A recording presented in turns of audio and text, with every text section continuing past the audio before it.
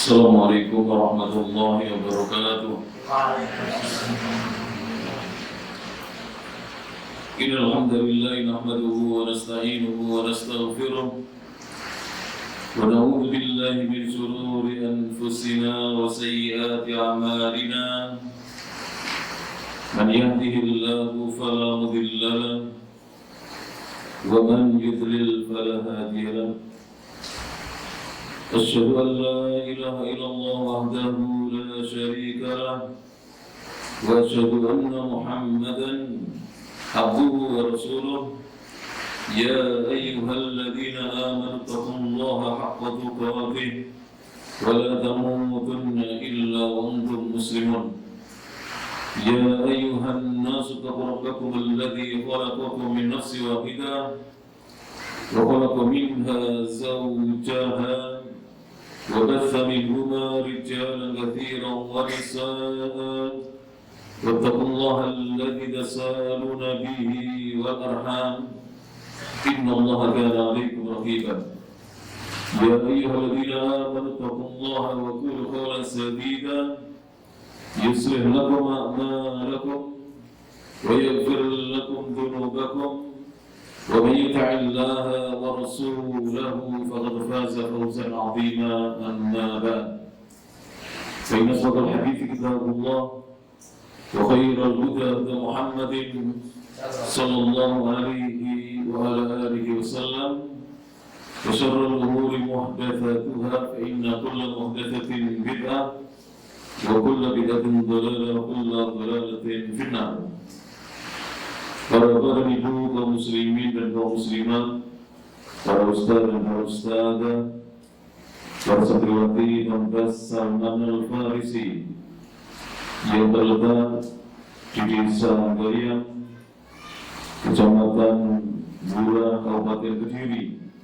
Rahimani Allah iyyakum, kita lanjutkan kembali kajian kitab Bulughul Maram dan saya bacakan syarah penjelasan dari kitab Tuhfatul Kiram Syarah Bulughul Maram, ta'lif yang disusun oleh Fadilatul Syekh Al-Muhaddits Al-Syekh Dr. Muhammad Luqman As-Salafi, seorang ulama dari negeri India. Beliau dulunya adalah Rais Jami'ah Ibn Taymiyah wa Markas Al-Allamah Ibn Bas Lid-Dirasat Al-Islamiyyah bil-Hind. Beliau dulu adalah rektor Universitas Ibnu Taimiyah dan pimpinan Markas Al-Allamah Ibn Bas yang mempelajari pelajaran agama Islam di negeri India, rahimahullah ta'ala. Dan beliau ini, kalau tidak salah, doktoralnya lulusan Universitas Islam Madinah, termasuk ulama sunnah yang teguh mendakwahkan akidah Ahlussunnah wal Jamaah, akidahnya salafin salih rahimahullah wal jami'. Beliau mengatakan, kita masih dalam bahasan kitabus shalah, kitab yang membahas tentang salat, dan malam hari ini melanjutkan babu sujudis sahwi wa ghairihi, bab yang membahas tentang sujud sahwi dan selainnya. Hadis yang berikutnya al-hadithu al-thani wa-thalathuna wa-thalathumiyah, hadis nomor 332. Coba dicek dulu, kita cocok-cocokkan nomor dulu, benar ya? 332 terakhir 331 dalam catatan saya, benar kan salah? Oke. Silakan ya dibuka kitabnya bagi yang membawa kitab, hadis nomor 332. Dan alhamdulillah saya pribadi ini yang saya ingat betul karena saya dengan seorang syekh menyelesaikan kitab ini sebanyak 2 kali, yaitu Syekh Dr. Syu'ud bin Mutlaq Al-Wadani. Beliau ulama dari negeri Saudi Arabia, tepatnya di kota Al-Hufuf di provinsi Al-Aqsa, Al-Mantiqah Asy-Syarqiyyah, wilayah timur dari Al-Mamlakah Al-Arabiyyah Saudiyah. Jadi kurang lebih saya 2 kali menghantamkan kitab ini, walaupun kadang-kadang tentu mesti ada tidak masuknya, entah sakit atau keperluan yang mendadak. Dan juga saya belajar kitab ini dengan Syekh Al-Ustaz Dr. Abdurrahim Ibnu Ibrahim Al-Hashim Sayyid Al-Hashim. Keduanya hafizahumullah, yaitu Syekh Profesor Dr. Abdurrahim Sayyid Al-Hashim. Beliau guru besar di Fakultas Syariah di sebuah kampus Islam di Provinsi Al-Aqsa, Kerajaan Arab Saudi. Kemudian kalau di Indonesia, saya juga belajar kitab ini dengan Al-Ustaz Abdul Hamid Hafizahullah Ta'ala. Saya juga belajar kitab ini dengan Al-Ustaz Abu Muhammad Dzulqarnain bin Muhammad Sunusi Hafizahullah Ta'ala. Dan alhamdulillah saya menghafalkan kitab ini, mulai menghafal kitab ini bersama Al-Ustaz Abu Muhammad Dzulqarnain. Dan nikmat dari Allah, suatu hari di Mekah ada perlombaan musabaqah menghafal kitab Bulughul Maram nomor 3, alhamdulillah ketika di Mekah Al-Mukarramah. Cuma karena tidak di murojaah banyak lupa. Itu aja manusia itu penyakitnya itu. Biasanya mulai dihafal kalau ada keperluannya ya, ujian atau apa. Tapi kalau tidak di murojaah lupa kembali. Tapi insya Allah orang yang pernah hafal itu biasanya bacanya lebih cepat dan jarang salah. Itu di antara tanda orang yang hafal. Makanya para santriwati tidak usah putus asa. Belajar terus, oleh ustaz disuruh menghafal Quran, hafalkan. Walaupun nanti setelah ujian, pas ujian lupa lagi, tidak ada masalah. Yang penting kita pernah hafal. Ya, kenapa? Kalau pernah hafal, minimal bacaan Al-Quran itu tahu. Jadi juga demikian, minimal tahu. Jadi salahnya itu minim gitu. Ada salahnya baca, karena manusia itu kadang-kadang salah melihat atau salah memperkirakan huruf. Ya, kadang-kadang nun ternyata dibaca tak. Kelihatan seperti double tulisannya, biasa ya. Baik. Jika ini kabar gembira bagi para akhwat, belajar saja yang rajin ya, menghafal walaupun nanti lupa. Karena sebenarnya belajar agama itu sepanjang hayat, menghafal juga sepanjang hayat. Hadis yang berikutnya, qala rahimahullah taala, berkata Imam Ibnu Hajar Al-Asqalani rahimahullah taala, kalau di kitab ini dijelaskan nama lengkap beliau. Mungkin kita singgung ya supaya kita juga hafal. Beliau adalah Al-Imam yang disebut dengan ini gelarnya ya, Ustadzud Dunya. Jadi gelarnya adalah Ustadzud Dunya fil Hadits. Al-Imam Al-Hafidh Syihabuddin Abdul Fadl Ahmad ibnu Ali ibn Muhammad ibn Ali ibn Mahmud ibn Ahmad ibn Hajar ibn Ahmad Al-Kinani Al-Asqalani rahimahullah ta'ala. Dan beliau adalah ulama yang dilahirkan pada tahun 773 Hijriah dan wafat kalau tidak salah di tahun 852 Hijriah di usia 79 tahun rahimahullah ta'ala. Dan ulama apabila digelari Al-Hafidh, maka minimal hafalannya adalah 100.000 hadis. Hafalannya minimal berapa? 100.000 hadis. Makanya beliau punya banyak tulisan dalam hadis dan beliau mensyarat kitab yang monumental yaitu kitab Sahih Al-Bukhari, diberi nama apa? Fathul Bari, Syarhul Sahih Al-Bukhari.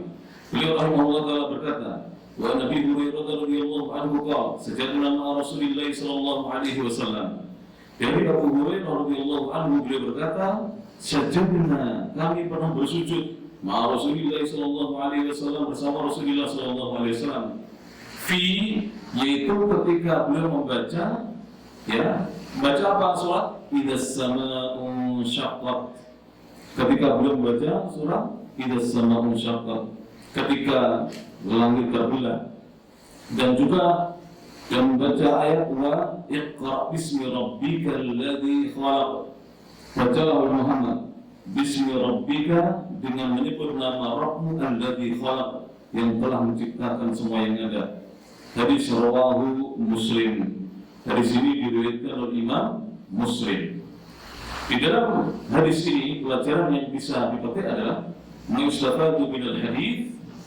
Pelajaran yang pertama, al-ula masyru'iyatu sujudit tilawati.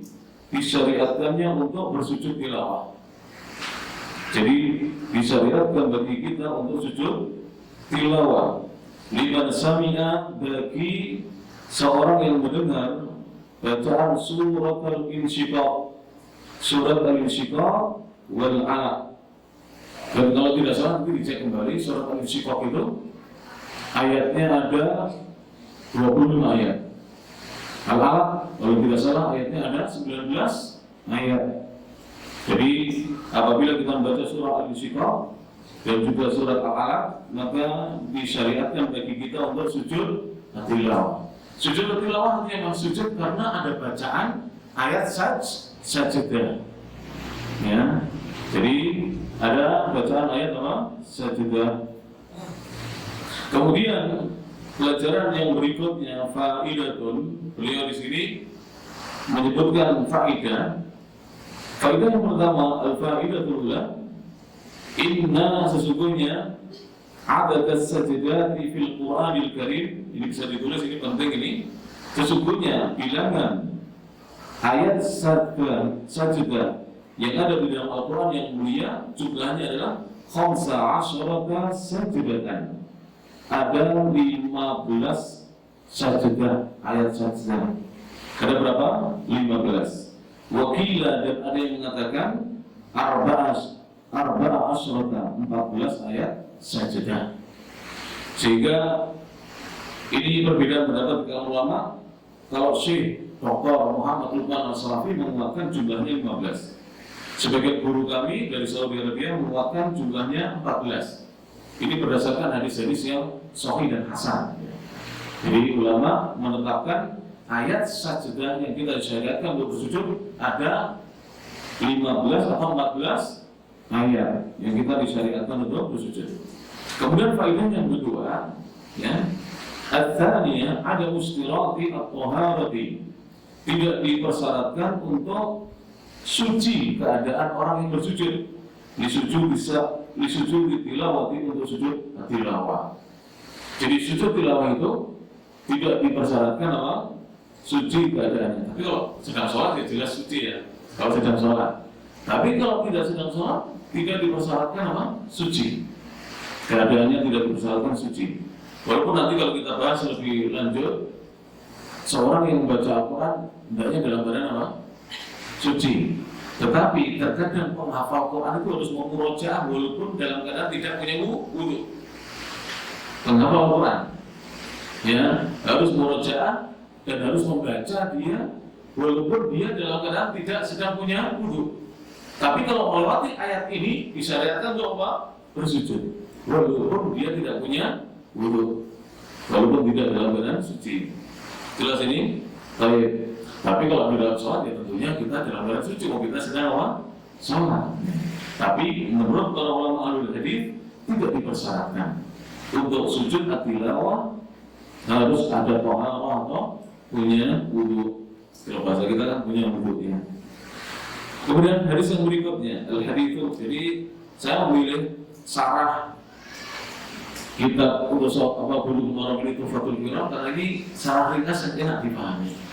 Sarah panjang banyak, tapi sarah yang bagus juga adalah Syekh yang ditulis oleh Syekh Abdul Al-Fauzan. Syekh Abdul bukan Syekh Al-Fauzan, Syekh Abdul Al-Fauzan, Dr. Abdul Al-Fauzan dari Riyadh.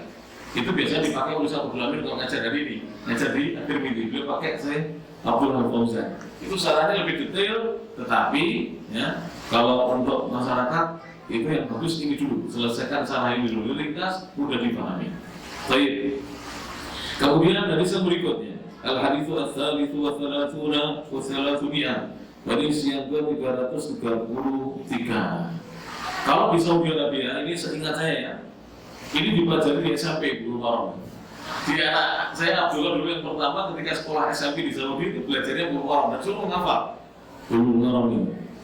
Karena di Saudi Arabia kalau sudah kuliah, khususnya kuliah di Darul Hadits yang ada di Makkah Mukarramah, khususnya Darul Hadits Al-Khairiyah, kitab ini menjadi hafalan wajib. Kitab ini dan menghafal pesanatnya. Kalau di Darul Hadits, saya dengar dari beberapa teman. Kenapa? Karena syarat mufti harus hafal Bulughul Maram di antaranya. Syarat mufti harus hafal apa? Bulughul Maram. Dan Darul Hadits itu institut atau kampus yang mencetak calon-calon mufti yang dikirim di seluruh dunia. Itu harus hafal ini Bulughul Maram. Jadi kalau kita hafal ini, makanya Ustaz Yazid itu guru kita, Ustaz Yazid bin Abdul Qadir Jawa hafal ini. Ya, Ustaz Al-Quran hafal ini. Mereka kalau ditanya tentang fikih langsung sudah, karena hafal mereka bisa menyebutkan dalil-dalilnya secara langsung. Ini kitab yang Masya Allah ya. Ini kan salahnya ditebak. Kalau aslinya kan tidak tebal ya, sekian itu yang dibilang Ustaz Asani itu ya. Sekian itu tidak tebal. Jadi silakan dihafalkan. Bagaimana cara menghafalkan biar tidak bosan? Dibaca berulang-ulang saja. Terus nggak usah mikir hafal atau tidak. Saya dulu begitu. Jadi itu resep dari ulama-ulama India. Itu cara menghafal itu dibaca berulang-ulang. Jadi misalnya ditarget dari ini baca berapa hadis baca, besok lagi berapa hadis sampai selesai baca lagi seperti itu. Dan di sini Imam Ibnu Hajar memilih hadis-hadis yang ringkas, jarang yang panjang itu jarang. Kecuali biasanya yang panjang itu kaifiyah sholat, kaifiyah apa. Jika bukan kaifiyah, sabda Nabi dipilih yang ringkas-ringkas. Oleh beliau Imam Ibnu Hajar al-Asqalani rahimahullah taala. Hadis yang berikutnya, qala rahimahullah wa Ali bin Abbas radhiyallahu anhuma, dari Abdullah bin Abbas radhiyallahu anhuma qala, beliau berkata, "Shad laysat min azaimi sujud." Jadi membaca surat Shad jumlah ayatnya ada 24 itu bukan termasuk ya min azaimi sujud.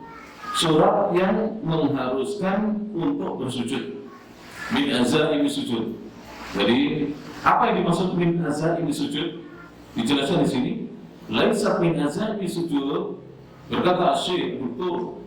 Muhammad bin Luqman As-Salafi rahimahullah taala, ai laisa, bukanlah tergolong surat minas sajdati, dari surat-surat yang di dalamnya ada ayat sajdah allati ta'akkada fi'luha, yang menjadi ditekankan untuk mengerjakan sujud sahwi dikarenakan membacanya. Wa waradul amru biha, dan telah datang perintah untuk mengerjakannya. Dan telah datang perintah untuk mengerjakannya, tapi tidak sampai ditekankan.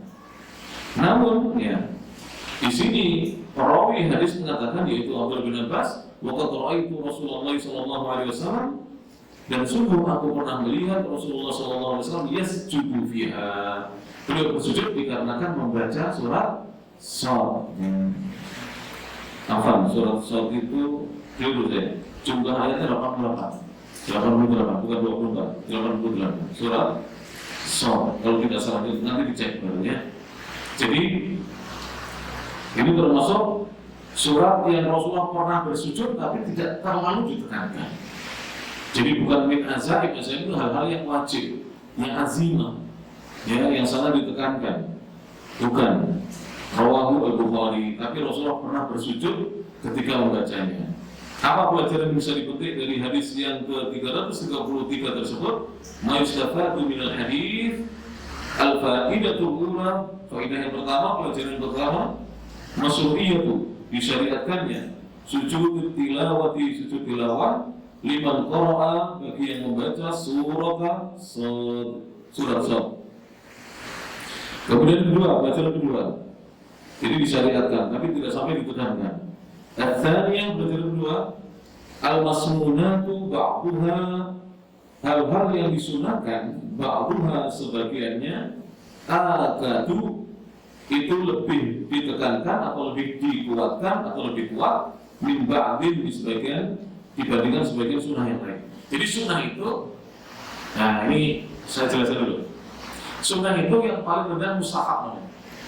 Jadi banyak yang tidak bisa membedakan ini. Mustahab paling rendah. Kalau disuruh mustahab ini paling rendah. Ya mustahab. Ada yang mengatakan mustahab sama dengan mandub. Ada yang mengatakan demikian. Ada yang mengatakan mandub di atasnya mustahab.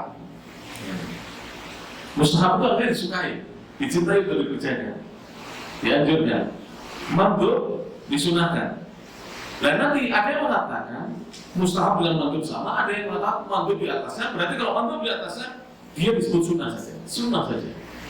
Nah di atasnya sunnah, jadi sunnah muakkadah namanya.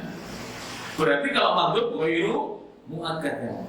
Sudah paham ya tingkatan? Jadi jangan heran, tingkatan sunnah yang tinggi apa? Sunnah muakkadah, di bawahnya wajib itu. Sunnah muakkadah, contohnya apa? Ba'diyah maghrib itu muakkadah, ba'diyah isya muakkadah. Tapi qobliyah maghrib ghairu muakkadah. Jadi qobliyah maghrib itu sunnah saja, tidak sampai apa? Muakkadah.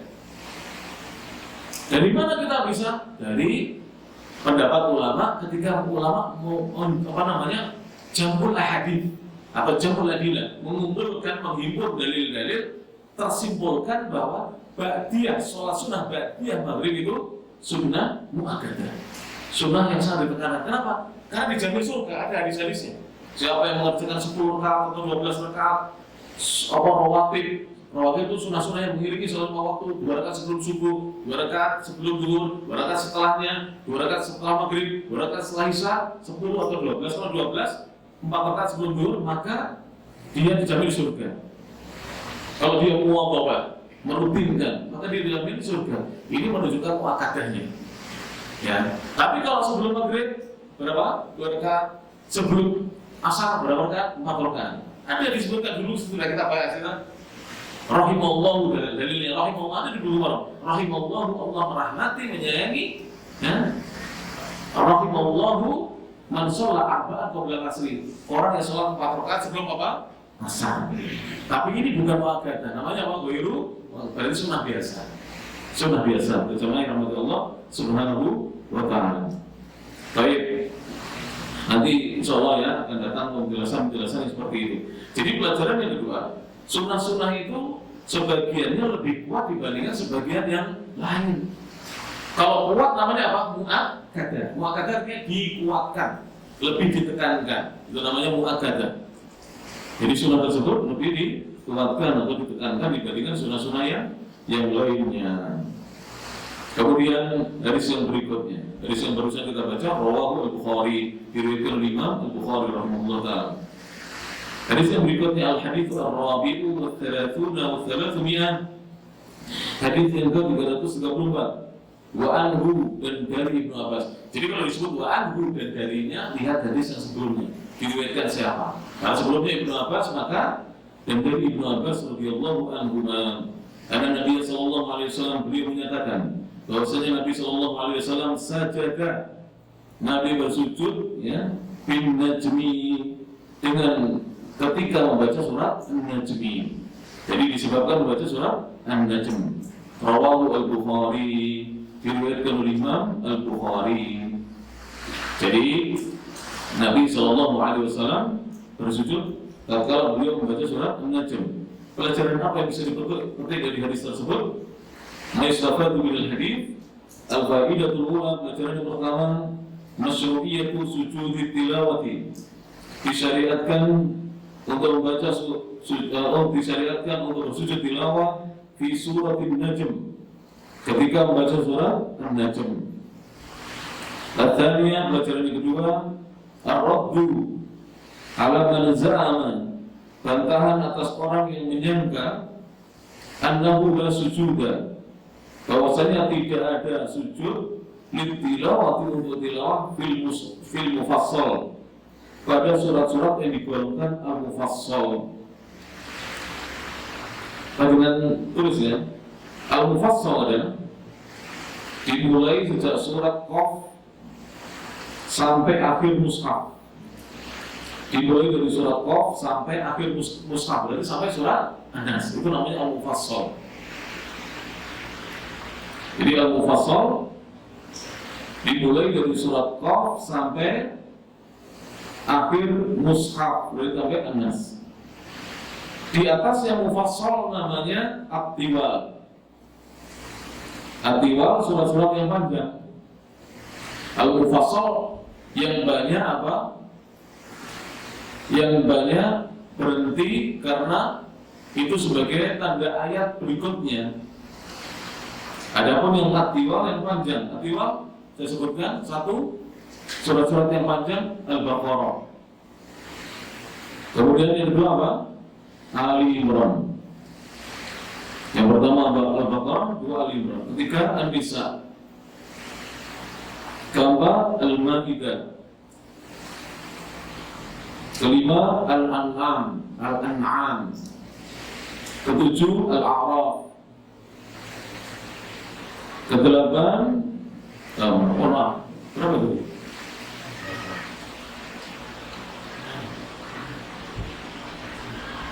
Kok sudah kok? Bentar, Al-Baqarah berapa itu? Satu ya. Al-Baqarah, yang kedua apa tadi? Ali Imran. Kemudian setelah itu An-Nisa ketiga ya, Al-Maidah keempat, terus Al-An'am keberapa itu? Al-An'am kelima, keenam Al-A'raf, ketujuh Al-Anfal. Dan sebagian ulama ada yang menambahkan yang ke-8, jadi ada 8. Sebagian ulama mengatakan 7, yang ke-8 adalah At-Taubah. Coba diulangi, Al-Baqarah urutannya nomor berapa? Kalau dalam Al-Quran urutan nomor 2, Ali Imran nomor 3, terus An-Nisa nomor berapa? Nomor 4, Al-Maidah nomor 5, terus Al-An'am nomor 6, Al-A'raf nomor 7, Al-Anfal nomor 8, At-Taubah nomor 9, surat Baro'ah. Nomornya urutan surat nomornya, tapi jumlahnya 7 atau 8. Wallahu a'lam. Jadi ada sebagian yang menyangka bahwa tidak ada sujud tilawah pada surat Al-Mufassal, padahal An-Najm tergolong surat Al-Mufassal. An-Najm tergolong surat Al-Mufassal. Kemudian hadis yang berikutnya, Al-Hadits Al-Khamis wa 30 wa 300, hadis yang ke-335. Tadi sudah berapa surat ya kita sebutkan ya, sujud tilawahnya Nabi. Yang di hadis 332 ada 2 ya, Al-Insyiqaq dan Al-Alaq, berarti 2 ya, sudah. Kemudian hadis berikutnya Shad, berarti 3. Hadis berikutnya An-Najm, berarti sudah berapa ini? 4. Nanti kalau di total semuanya 15 atau 14. Syekh di sini menguatkan 15, beberapa guru saya menguatkan 14. 14 apa? Ayat di surat yang berbeda-beda. Baik. Hadis yang berikutnya 335. Wa Zaid bin Thabit radhiyallahu anhu qala, dari Zaid bin Thabit, semoga Allah Taala meridhai beliau. Beliau berkata, "Qara'tu 'ala Nabi sallallahu alaihi wasallam." Aku pernah membaca kepada Nabi sallallahu alaihi wasallam. Jadi membacakan Al-Quran dan didengarkan oleh Nabi SAW, disimak oleh Nabi. Surat apa? An-Najm, surat An-Najm. Jadi kalau tadi Nabi bersujud karena membaca An-Najm, sekarang Zaid bin Sabit membaca An-Najm kepada Nabi SAW. Kalau dia sujud fiha, dan Nabi tidak bersujud padanya, muttafaqun alaih. Kenapa? Karena Nabi tidak membaca sendiri. Beliau mendengarkan Zaid bin Sabit yang menyimakkan bacaan surat An-Najm. Pelajaran apa yang bisa dipetik dari hadis tersebut? Ma'istafadu minal hadits. Al-ula, pelajaran pertama, sunniyatu sujudit tilawati. Jadi hadis 335 ini muttafaqun alaih Bukhari Muslim menunjukkan kesunahannya sujud sahwi. Jadi kesunahan sujud apa? Tilawah. Tidak wajib. Kenapa? Karena Nabi ketika mendengar tidak sujud. Kalau wajib pasti beliau sujud. Kemudian yang kedua, pelajaran kedua, ats-tsaniyah la sujuda lil mustami'. Tidak ada sujud bagi orang yang memperhatikan atau mendengar. Idza lam yasjudil qari'u, apabila pembacanya tidak bersujud. Karena waktu itu Zaid bin Thabit tidak bersujud, Nabi pun tidak apa? Bersujud. Artinya apa? Nanti kalau pas imam baca surat An-Najm, lalu imam tidak sujud, boleh mau hukumnya sunnah. Imam baca surat Al-Alaq, imam tidak bersujud, ya jangan kita makmum sujud sendiri, jangan. Ya. Jadi kalau imamnya sujud kita sujud. Tapi itu coba. Kaum muslimin di negeri kita kadang-kadang diviralkan itu. Ya dah, ada yang rukuk ya kan. Imamnya sujud. Kenapa?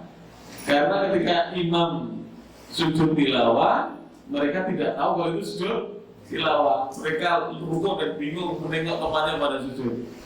Dan kita khusnudon, imam sudah memberitahu. Kalau di pesantren tidak diberitahu wajar, tapi kalau di umum harus diberitahu. Tapi kenapa mereka kebanyakan mereka tidak perhatian atau datangnya setelah imam takbiratul ihram, ya kan? Kan tidak tahu pengumumannya. Bapak Ibu, nanti saya baca surat Al-Alaq, kita ada apa? Sujud tilawah. Ternyata dia datangnya setelah takbiratul ihram, kan tidak tahu pengumumannya. Sehingga dia apa? Tengok-tengok ketika terjadi sujud tilawah. Bisa dipahami ini insyaallah ya. Baik. Makanya belajar agama itu penting. belajar agama penting. Dan bisa jadi ya nanti sebagian ada yang mungkin ketika ada orang sujud tilawah imamnya langsung subhanallah, dikira imamnya apa? Lupa. Bukan rukun ya. Subhanallah. Ya memang sujud tilawah kok. Nanti rukunya nanti setelah berdiri lagi. Nah, jauh lagi. Makanya belajar agama itu penting. Jamaah sekalian, alhamdulillah Allah subhanahu wa ta'ala. Orang lihat juga ada orang namanya sholat itu setahun berapa kali? 2 kali. Sudah setahun 2 kali, dia mungkin dulunya belum tobat, baru hijrah, tobat, ikut sholat id. Ya kan? Ya kan? Terjadi kan sholat id kemarin ada yang bingung dia ya ketika sholat id. Kenapa? Karena tidak paham tentang bagaimana kaifiah atau sifat tata cara sholat. Hadis yang berikutnya. Al-hadithu, ini nanti hadisnya saya baca 2 karena pelajarannya dijadikan 1. Al-hadithu as-sadisu wa thalathuna wa thalathumiyah. Hadis yang ke-336. Wa Khalid bin Ma'dan radhiyallahu anhu qala, dari sahabat Khalid bin Ma'dan radhiyallahu anhu beliau berkata, "Fuddilat suratul Hajj bi sajdataini." Dijadikan utama atau diutamakan suratul Hajj, surat Al-Hajj. Surat Al-Hajj itu surat nomor berapa akhwat? Setriwati suruh urutan dalam Al-Quran. Nomor berapa? Setelah surat apa? Setelah? Enggak ada suaranya. Al-Anbiya. Berarti surat berapa? Ke-22. Kalau surat ke-23 apa akhwat? Nah ini kebanyakan roti hari raya ini. Surat ke-23 surat apa? Al-Mu'minun, Masya Allah. Santriwati Salman hebat-hebat.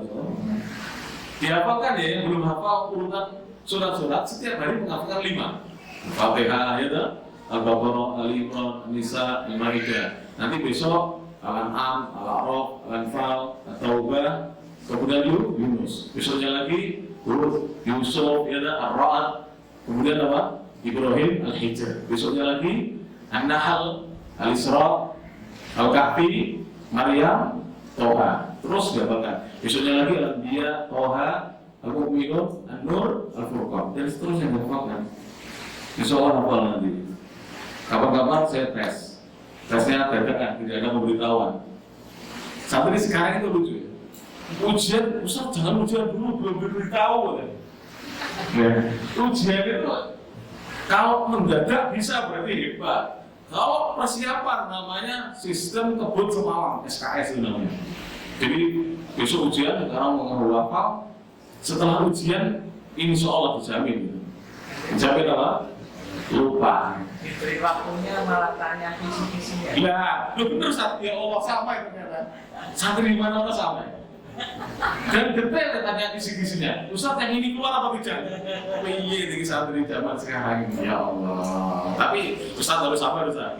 Kenapa? Santri sekarang mau mondok ini luar biasa, prestasi besar. Saya bangga kalau santri mau mondok. Ya bener. Mau mondok jauh dari keluarga. Hilang sebagian kasih sayang, tidak pernah nonton TV, tidak main HP, ini kan luar biasa, hal yang luar biasa. Maka kita harus jadi ustaz harus sabarnya segudang gitu ya. Masya Allah.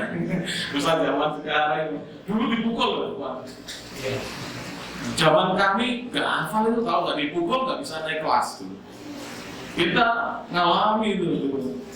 Tapi sekarang beda, semua wajib dinaikkan. Tidak sabar kita keluar.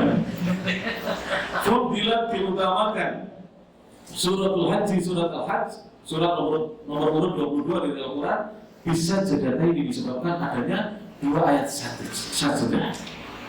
Rawahu Abu Daud fil Marasil. Diriwayatkan Imam Abu Daud dalam kitab Al-Marasil. Ini hadis-hadis yang mursal. Hadis-hadis mursal itu tidak mauquf, bahkan tidak musnad. Hadis yang berhenti pada tabi'in, tidak menyebutkan sahabatnya. Hadis yang berikutnya, karena pelajaran jadikan 1. Al-haditsu as-sabi'u wa thalathuna wa thalathumiyah wa rawahu Ahmadu. Dan Imam Ahmad meriwayatkan, wa Tirmidzi, dan Imam Tirmidzi mausulan. Tapi hadis yang mursal tadi yang berhenti pada tabi'in mausul disambung. Hadis yang bersambung fi hadithi Uqbah bin Amir Uqbah bin Amir siapa? Sahabat, berarti bersambung. Berarti artinya mau musul. Dari hadisnya Uqbah bin Amir radhiyallahu anhu, wa zada, dan beliau menambahkan faman lam yasjudhuma, kata-kata barang siapa ya yang tidak bersujud pada keduanya, yaitu pada kedua ayat sajdah tadi, fala yaqra'ha, maka jangan dia membacanya. Jadi hadisnya apa? Uqbah bin Amir, kalau tidak mau bersujud ya jangan membaca. Wasanaduhu dhaif, tapi hadis yang kedua sanadnya lemah. Sanadnya lemah. Pelajaran apa yang bisa dipetik dari dua hadis tersebut? Ma yustafadu minal haditsaini, yaitu yang pertama al-ula itsbatus sajdataini, ditetapkannya dua ayat sajdah di suratul haji, di surat al-hajj. Nanti dicek ya, surat al-hajj kalau tidak salah ayatnya 78 jumlah ayatnya, nanti dicek. Nomor suratnya 22. Kemudian yang kedua ats-tsaniyah ta'kidu sajdati tilawah, dikuatkannya sujud tilawah pada surat Al-Hajj. Berarti sudah berapa tadi? Tadi An-Najm tadi hitungannya berapa? 4. Kemudian sekarang Al-Hajj berarti 5. Sudah 5 ayat sajdah. 6 ya? 6. Karena di surat Al-Hajj berarti 6. Benar, sudah 6 ayat. Sudah 6 ayat. Total tadi berapa? 15 atau 14? 14 atau 15. Yang dikuatkan oleh Syekh Dr. Muhammad Lukman An-Nasawi berapa? 15. Yang dikuatkan ulama-ulama yang lain 14. Kalau tidak salah ingat, tapi saya lupa, tidak perlu memastikan. Syekh Dr. Shalih bin Fauzan Al-Fauzan menguatkan 14. Hadis yang berikutnya, Al-Hadithu Ats-Tsaminu wa Thalathuna wa Thalathmi'ah, wa Umar radhiyallahu anhu qala, dari sahabat Umar radhiyallahu anhu beliau berkata, Ayuhan nas, ya ayuhan nas, inna namurru bis-sujud, faman sajada faqad asab, wa man lam yasjud fala ithma alaihi. Ya ayuhan nas, kata Umar. Umar berpidato ini. Di zaman yang Umar aja diberi pengumuman, wahai sekalian manusia. Mungkin di situ ada sahabat dan ada tabi'in. Inna namurru, kita akan melewati bisujud, ayat yang disyariatkan kita untuk bersujud. Sajdah. Faman sajada, maka barang siapa bersujud faqad ashab, maka dia telah benar. Waman lam yasjud, barang siapa yang tidak bersujud fala itsma alaihi, maka tidak ada dosa atasnya. Rawahu Al-Bukhari, diriwayatkan Imam Al-Bukhari, wa fihi, dan di dalam hadis itu terdapat lafaz innallaha ta'ala, sesungguhnya Allah Ta'ala lam yafridis sujuda, Allah tidak mewajibkan sujud illa kecuali an-nasya, jika kita menghendakinya, kita menginginkan untuk bersujud. Wa huwa fil Muwatta, dan kalimat terakhir ini redaksinya ada di dalam kitab Muwatta'nya Imam Malik rahimahullahu ta'ala. Pelajaran apa yang bisa dipetik dari hadis tersebut? 338. Ma yustafadu minal hadits. Al-ula, man sajada litilawati, barang siapa yang sujud tilawah, yukjaru, diberi pahala. Barang siapa yang sujud tilawah diberi pahala. Wa man lam yasjud, barang siapa yang tidak bersujud, fala itsma alaihi, maka tidak ada dosa atasnya, sebagaimana perkataan Umar. Menunjukkan apa ini? Sunnah. Kemudian yang kedua, ats-tsaniyah, istihbabu, disunahkannya, disukainya sujud tilawati, untuk bersujud tilawah. Wa anna man syara'a, dan barang siapa yang memulai sujudi, di dalam sujud, wajib alaihi itmamuhu, maka wajib baginya untuk menyempurnakan sujudnya. Jadi disunahkan sujud tilawah, dan barang siapa sudah memulai sujud, wajib disempurnakan sujudnya. Ats-tsaniyah, yang ketiga, inna Umar radhiyallahu anhu Sesungguhnya Umar radhiyallahu anhu, sahabat Umar, karena dahulu la yara, tidak berpandangan, tidak berpendapat wujub wajibnya sujud tilawah, wajibnya sujud tilawah. Jadi Umar memandang tidak wajib sujud tilawah. Ustaz setuju nggak? Kalau kita hatamkan ini tinggal 4 hadis tipis-tipis atau nanti ya, biar banyak kata mira. Baik, karena kajiannya kan tidak setiap orang. Baik, lanjut. Hadis berikutnya, pendek insyaallah. At-tasi wa thalathuna wa thalathuna. Hadis yang ke-339. Qala rahimahullahu taala, Ibnu Hajar berkata, wa an Ibnu Umar radhiyallahu anhu. Dari Abdullah bin Umar radhiyallahu anhu beliau berkata, kana Nabi sallallahu alaihi wasallam, dahulu Nabi sallallahu alaihi wasallam yaqra'u alaina al-Qur'an, membacakan kepada kami Al-Qur'an. Dahulu Nabi sallallahu alaihi wasallam membacakan kepada kami Al-Qur'an. Fa idza marra bis-sajdati, ketika beliau melewati ayat sajdah, kabbara, beliau bertakbir. Wa sajada, dan bersujud. Wa sajadna, dan kami pun bersujud ma'ahu, bersamanya, bersama beliau sallallahu alaihi wasallam. Rawahu Abu Dawud bisanadin fihi lin, diriwayatkan oleh Imam Abu Dawud bisanadin dengan syarat fihi, di dalam syarat itu ada lin, kelunakan. Apa maksudnya kelunakan? Dengarkan ini ya, penjelasan para ulama. Hadhihi ibaratu, ungkapan ini kinayatun anid dha'fi. Ini bahasa kinayah yang menyebutkan bahwa hadis itu ada kelemahannya. Walakin laysa dha'fus syadid. Kalau lin itu kedhaifannya, kelemahannya tidak berat. Jadi kalau disebut lin itu beda dengan dhaif. Jadi lin itu dhaifnya ringan. Jadi kalau lin dhaifnya apa? Ringan. Sehingga kata para ulama, fayumkinu an yutabi adha'ifan mithlahu fayasiru al-hadithu hasanan li ghairihi. Maka memungkinkan dia untuk menguatkan dhaif yang semisalnya, karena dhaifnya tidak terlalu.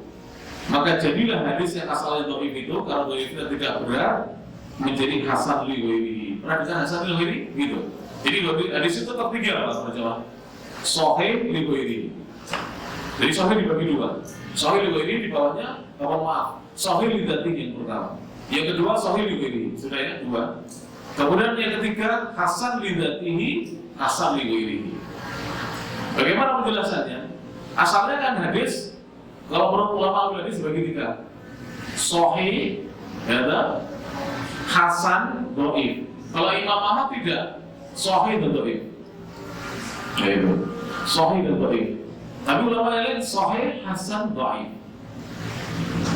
Dhaif yang paling lemah, yang paling berat adalah la aslalahu. Itu palsunya palsu. Kalau maudhu saja palsu. Kalau la aslalahu itu maudhu yang paling bawah, yang paling apa? Buruk. Kalau hadis disebut maudhu itu lemah dan pemalsunya bisa diketahui oleh ulama hadis atau mengaku. Ada dua kemungkinan. Dia mengaku memalsu atau diketahui. Terbukti dia ketahuan memalsu. Kalau la aslalahu, ulama tidak menemukan di mana atau siapa yang memalsukan. Di mana pertama kali hadis ini ditemukan. Tapi hadis ini sudah biasa disebutkan atau disebarkan oleh manusia. Hadis yang la aslalahu. Kalau tidak salah ya, ikhtilafu ummati rahmah itu la aslalahu. Palsunya palsu. Ikhtilafu ummati rahmah. Perselisihan pada umatku itu adalah mendatangkan rahmat. Itu la aslalahu. Kalau begitu bersatu mendatangkan laknat ya. Ya jelas palsu. Jelas palsu hadisnya. Jadi artinya saja sudah tidak benar. Kalau kita disuruh bersatu malah dianjurkan berselisih karena mendatangkan rahmat. Jadi kita bertukar aja kalau gitu ya, biar dapat rahmat. Ya.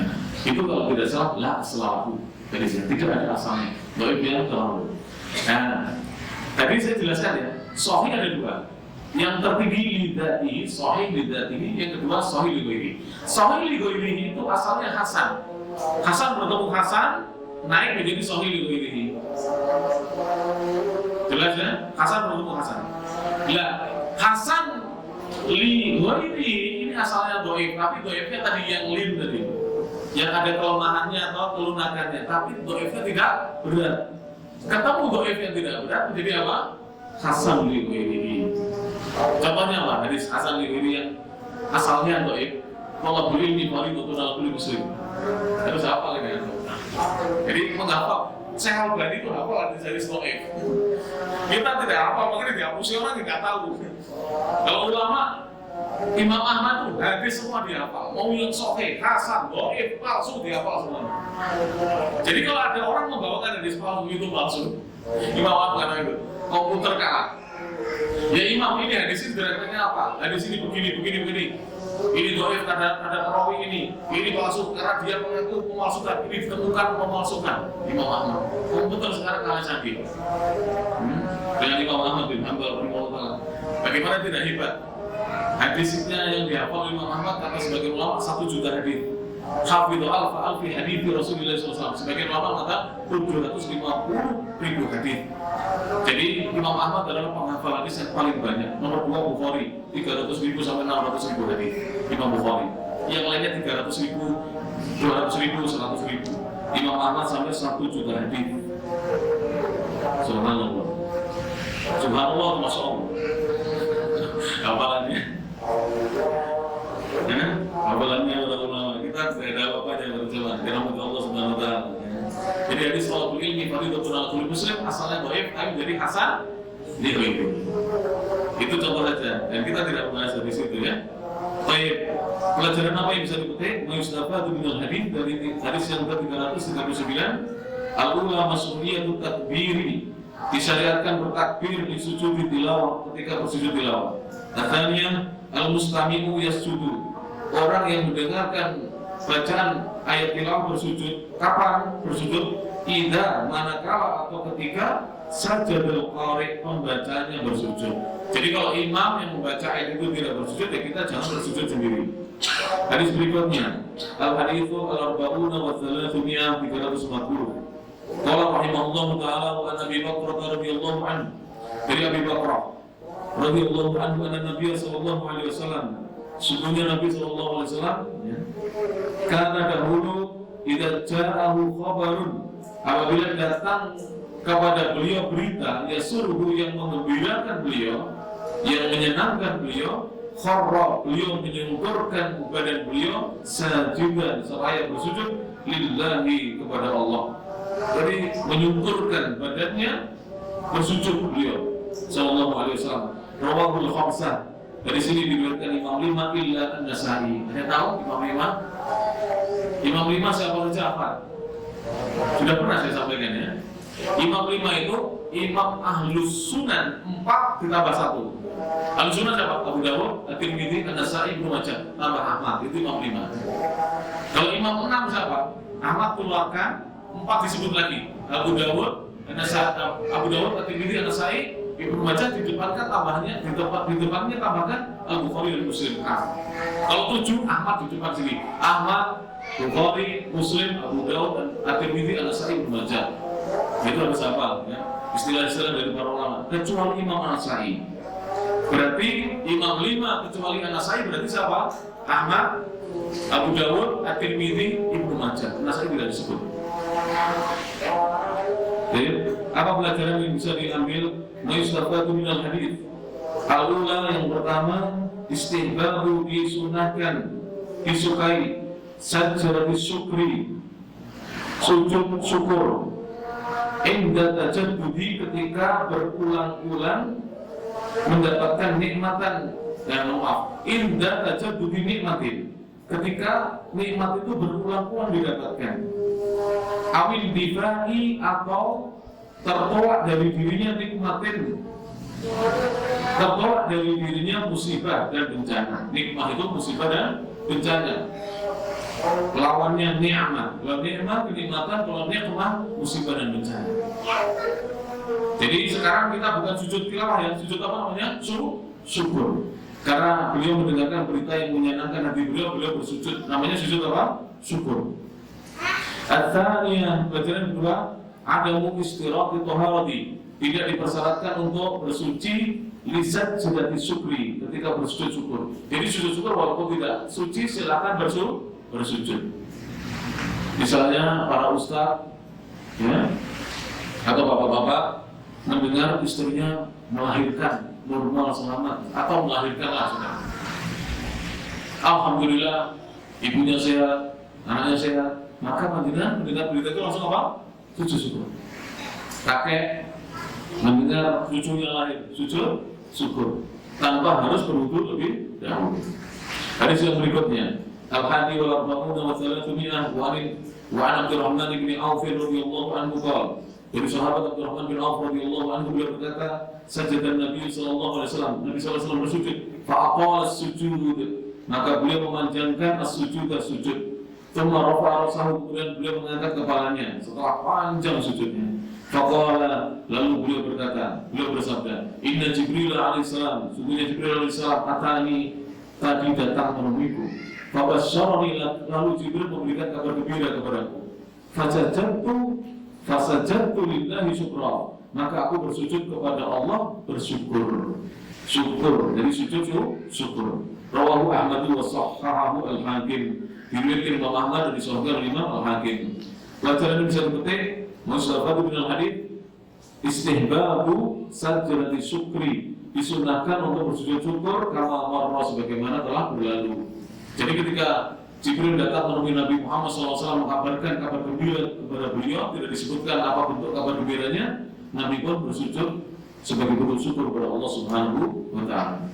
Yang terakhir, al-hadits ats-tsani wal 40 wa 300 wa al-Bara' bin Azib radhiyallahu anhu. Berkata Ibnu Hajar rahimahullah dari Al-Bara' bin Azib radhiyallahu anhu, anna Nabi sallallahu alaihi wasallam, sesungguhnya Nabi sallallahu alaihi wasallam ba'atha 'Aliyan, beliau mengutus Ali ila Yaman, ke negeri Yaman. Fadzakara al-hadits, maka beliau Ibnu Al-Bara' bin Azib menyebutkan hadis itu secara lengkap. Qal, Al-Bara' berkata, fakataba Ali bi islamihim, maka Ali menulis surat kepada Nabi tentang keislaman mereka. Jadi penduduk Yaman masuk Islam dengan dakwahnya Ali bin Abi Thalib. Jadi yang pernah diutus ke Yaman di antara siapa? Mu'adz bin Jabal, Ali bin Abi Thalib, dan sahabat yang lainnya terkenal Mu'adz bin Jabal dan Ali bin Abi Thalib. Falamma qara'a Rasulullah sallallahu alaihi wasallam, maka ketika Rasulullah SAW membaca Alkitab, kitab di sini bukan buku ya, Ar-Risalah namanya. Membaca surat yang ditulis oleh Ali, kharra, beliau menyungkurkan tubuhnya sajidan bersujud, syukran lillahi, sebagai bentuk syukur kepada Allah Ta'ala yang Maha Tinggi, ala dzalika atas hal itu. Rawahul Baihaqi, diriwayatkan Imam Al-Baihaqi wa asluhu fil Bukhari. Asal hadis ini, redaksinya ada dalam kitab Sahih Bukhari. Pelajaran ini bisa dipetik, Ma'isabatu minal hadithi al-ula mas'uliyatu sajdati syukri, disyariatkan sujud syukur kama marra sebagaimana telah berlalu pembahasannya. Atsaniyah, yang kedua, hirsun Nabi sallallahu alaihi wasallam, semangat dan gigihnya Nabi sallallahu alaihi wasallam ala hidayatul khalqi, untuk menyampaikan petunjuk Islam kepada makhluk. Jadi Nabi itu semangat. Makanya ya, mohon maaf kalau saya menyinggung ya, kita sekarang punya medsos nih. Tolong setiap hari itu yang merasa kebaikan-kebaikan. Setidaknya pengumuman pengajian. Ada pengajian kasar pusat, kasar. Ada pengajian ini buru tomorrow, pengajian yang lain dari Sholihin, pengajian mungkin belum apalagi tentang sebenarnya. Baik pengumumannya maupun apa rekaman pengajiannya ini tadi nanti share koordinasi. Kenapa? Kita ingin menyampaikan petunjuk Islam ini kepada orang lain. Kadang-kadang ada orang itu dia pengen ngaji tapi belum dapat hidayah. Saya sering diberitahu dia ini ngaji gara-gara mendengar melihat share-share lalu pengen ikut ngaji. Ini kok sering di WA saya, di WA grup saya muncul, akhirnya pengen tahu ingin ngaji. Dan banyak itu pada jemaah yang namanya Allah Ta'ala. Ada supir taksi di Jakarta, dia sambil nyopir itu sambil menghilangkan kejenuhan kemacetan Jakarta, mudah-mudah radio, ketemu radio Roja. Sampai sekarang dia jadi jamaah masih tahu Barakah. Jadi apa? Radio. Dan Nabi itu semangat untuk menyampaikan hidayah kepada makhluk. Jadi untuk berdakwah tidak menunggu dipanggil ustaz atau ustazah. Semua dari kita punya kewajiban untuk berdakwah dimanapun. Ngajak orang sholat, ngajak orang ngaji, dan seterusnya. Faqad kana yabhathu, maka sungguh dahulu Nabi biasa mengirim al-bukhutha, utusan-utusan lidakwati ilallah, untuk berdakwah kepada Allah. Al-thalithah, yang ketiga terakhir, jawazu, diperbolehkannya an yuqala, untuk dikatakan qara al-kitaba, Nabi membaca tulisan, liman quri'a alaihi kitab, bagi yang dibacakan atasnya al-kitabu, kitab. Maksudnya apa ini? Qara al-kitab, membaca, bukan kitab ya, membaca surat. Liman quri'a alaihi kitab, bagi siapa yang dibacakan kepadanya surat. Karena Nabi kan tidak bisa membaca. Jadi Nabi itu ummi, la yaktub wa la yaqra, tidak tulis dan tidak membaca. Maka Nabi setiap ada surat dibacakan kepada beliau. Ketika beliau mau menulis surat, dituliskan untuk beliau. Biasanya menuliskan dulu Ali bin Abi Thalib, menulis apa? Surat untuk Rasulullah SAW.